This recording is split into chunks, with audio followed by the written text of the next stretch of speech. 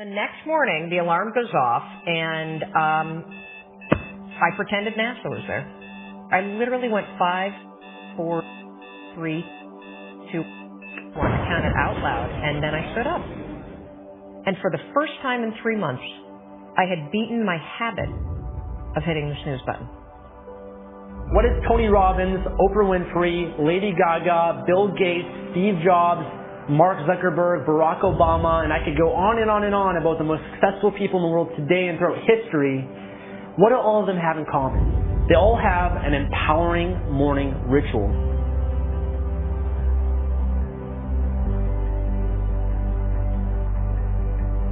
Almost everything you do from the time you get up in the morning is habit. So start to think about yourselves. What would be the best habits to have?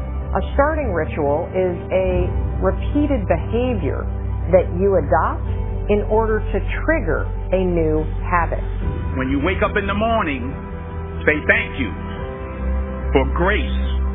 Thank you for love. Thank you for kindness. Thank you for prosperity.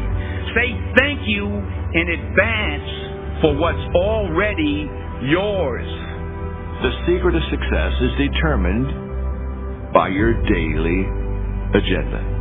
What you want to be tomorrow, you've got to do today. Have goals, life goals, yearly goals, monthly goals, daily goals, and understand that to achieve these goals, you must apply discipline and consistency. In order to achieve your goals, you must apply discipline, which you have already done, and consistency every day, not just on Tuesday and miss a few days. You have to work at it every day. You have to plan. Working really hard is what successful people do. Your footprints to success are really footprints of success. Because every step that is made and taken based upon the goals that you have for your life, every step is the progressive realization of success in your life. Good habits are hard to form, but easy to live with. Bad habits are easy to form, but hard to live with. So the rule is form good habits and make them your masters. Habits come down to one golden rule, and that's this. You can never change the things that trigger you. You can't control your urges or how you might feel, but you can always choose how you behave. If you want to break a habit, once you have a habit, it's always going to be encoded in your brain. The only way that you can break it is to replace it with new behavior.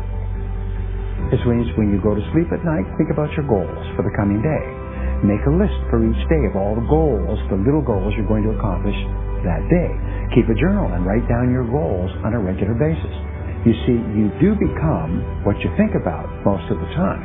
You do achieve what you think about most of the time. So all successful people and all wealthy people think about their goals most of the time. The things that get scheduled are the things that get done, and vague goals lead to vague results.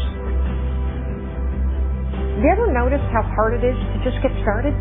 How hard it is to get to the gym? How hard it is to get out of bed? You need activation energy to start the change, to start to sit down, to start to get out of bed, to start to walk out the door. That's the key to creating any kind of change.